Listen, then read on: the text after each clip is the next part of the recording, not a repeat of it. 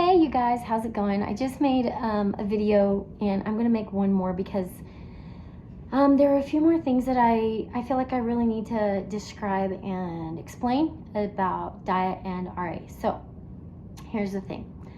I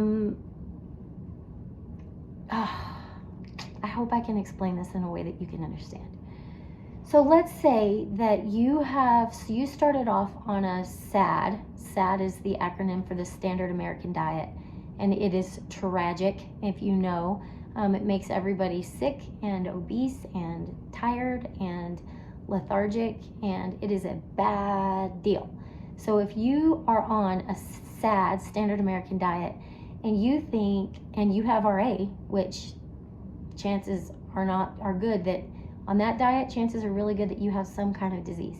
And I will say that the diet that I preach and teach, it's an anti-disease diet. It's not just an anti-RA diet. So anybody with any chronic disease is going to have drastic improvements.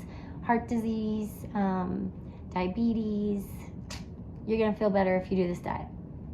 So let's say you start on a SAD, Standard American Diet, and you think, okay, I'm gonna get crunchy and I'm gonna get healthy and I'm gonna start hugging trees and buying organic, and I'm gonna switch from cow milk to cashew milk, and I'm gonna start buying ghee instead of butter, and I'm gonna start making more salads and chopping stuff up, and I'm gonna start doing all this great stuff.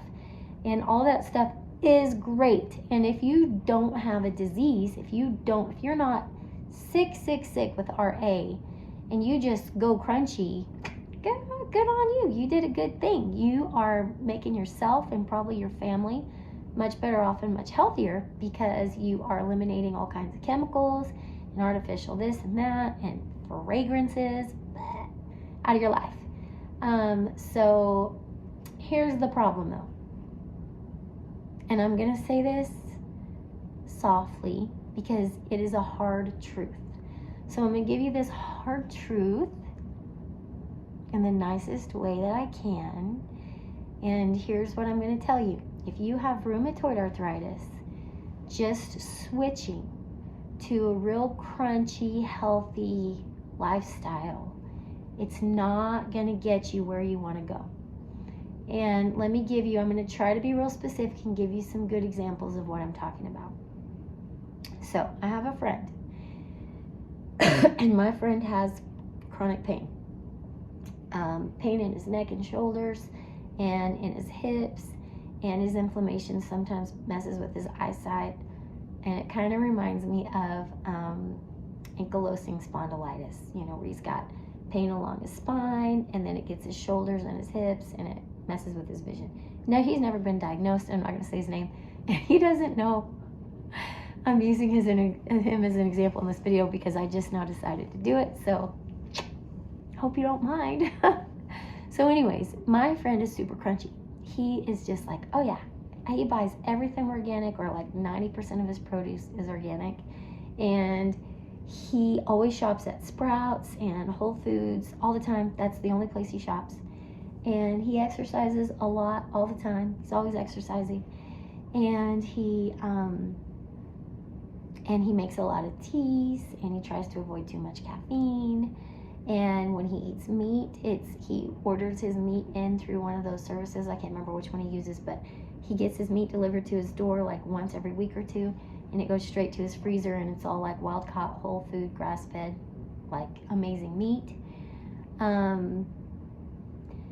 And he's thinking in his mind, this is what I'm gonna do.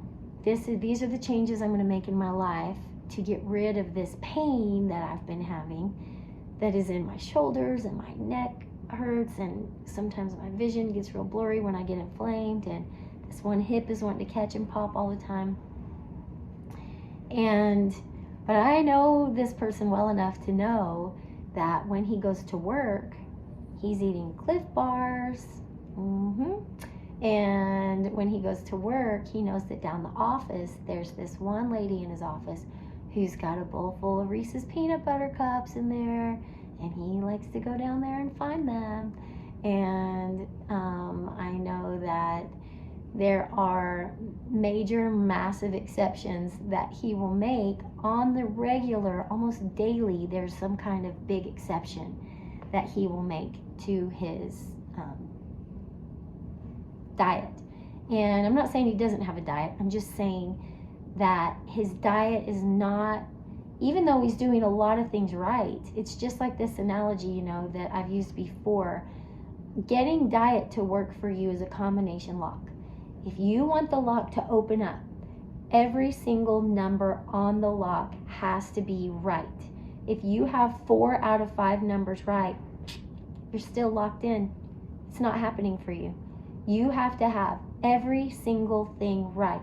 And when you get that last thing right, you're going to want to compromise and change the number to something you like better on a different one, because it requires so much self-discipline. It requires so much discipline to do this. And if you're in enough pain and you're tired of your medications, you just might have the motivation you need to make this change. But even then, you might not. I don't know. But what I do know is that you will never get results using diet to fix rheumatoid arthritis if you're having a few Reese's peanut butter cups on your lunch break, or even if, I'm going to say this, there might be a time later on that you can start incorporating more minimally processed, crunchy, health food store foods like nut milks and what else is a good example? Nut milks is the best example. Like nut milks and different types of granola, or, you know, processed. It's minimally processed. So I'm going to use nut milks and granola as my example. So let's say I buy the really high-end healthy granola, and it's got all these different nuts and grains and honey and sweeteners in there. There is a good chance that you can't eat that until you've been on this diet for several months. That would be the time to try that. If you're doing it in the beginning, it's going to undermine your results and it's going to undermine your success. And my daughter. So same with nut milks. If you are thinking, oh, I'm not going to drink any more dairy, I'm going to switch to non-fat or to non-dairy milk. And so you say, oh, I'm going to go to the store and I'm going to buy almond milk. Well, there are a lot of people who are reactive to almonds, and I'm one of them. I can't eat almond milk. I don't eat almonds. I can't eat any almond products unless I eat them on a bed of greens and vegetables, because those greens and vegetables have enough enzymes in them to really kind of help me break down the almonds. And if I don't put too many, and if I have lots and lots of natural enzymes in my food, then I can get away with a little bit more. But I can't just drink almond milk. Goodness gracious, I cannot do that. It will mess me up. And so this is what I'm trying to tell you today. This is it. You can't switch and just be like, oh, I'm just going to start doing things a little bit healthier. Oh, I'm going to switch from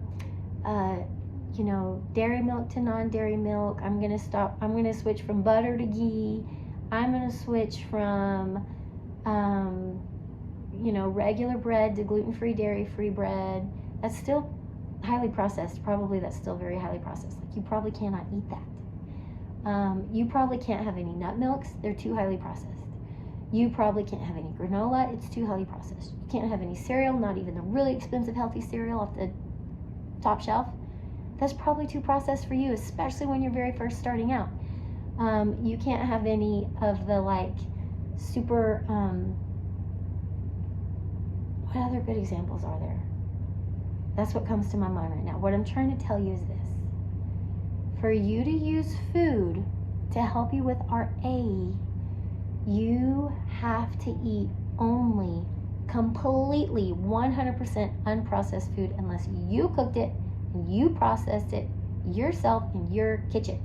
And if you didn't cook it and process it yourself in your kitchen, You should not be eating it, and it will undermine your success. You're not going to get the results you want. So what does that look like? So that means in the morning I get up, and for breakfast I probably just have like some green tea, and I just sip on green tea until lunchtime. And at lunchtime I might go to, for my lunch break, I might go to Jason's Deli, which has a really nice salad bar spread, and for $10.21 I can make a huge green salad, and I can put a ton of greens, a ton of veggies. I like to put pickles, and I use balsamic vinegar as my dressing. And I'll put some fruit on there, like sometimes they have grapes or something else like that. I have pictures. I'll make a video sometime and I'll show pictures of all these salads that I've eaten at Jason's Deli. And then for dinner, I might have some kind of a veggie soup or stew, and I might have maybe some baked potatoes to go with it. So I might just make baked potatoes and some kind of hearty vegetable soup or stew that I made 100% myself with minimal seasonings. Can't use any oh, this is a great example. If you're trying to use food to fight rheumatoid arthritis, you can't just put any seasoning on your food. You have to make sure that your food is, that your seasonings don't have any fillers, artificial flavors, artificial colors, or ingredients that you might be reactive to. So you really have to simplify your spice shelf, because that right there, if you, let's say I got up for breakfast, I ate nothing but green tea, and then for lunch I had a big salad, and then for dinner I sat down and was gonna have this nice healthy vegetable soup, but I seasoned it with some kind of like a box or like a powdered broth, and I just poured all that powder into my soup, and maybe I put some other seasonings in there that come from like a blend that have all kinds of like weird chemical words in there that I can't pronounce, and that like I am very probably gonna have a very negative reaction to the powdered broth and the seasonings. So even though 99% of my soup is right, that's not the problem. That 99% that you did right is not what's causing your problem. What's causing your problem is that one mistake you made, that 1% that you did wrong. That's what I want you to understand, is you have to be so tight with what you allow to pass through your lips that you cannot let anything come through. That one thing that comes through is the one thing that's going to trigger a response. I tell this to my kids all the time.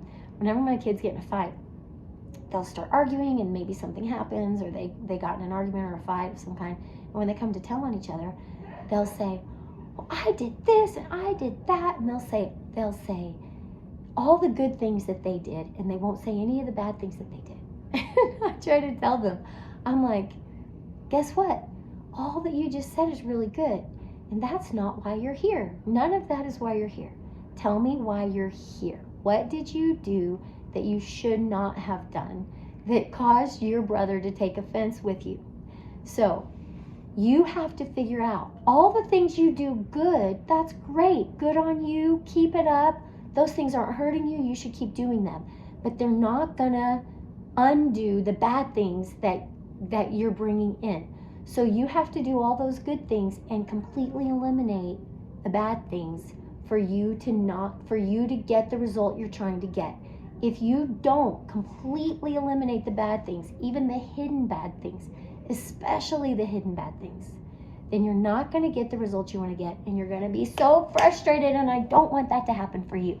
So I hope that this made sense. I hope it helps you, and I hope you have a great day. Bye.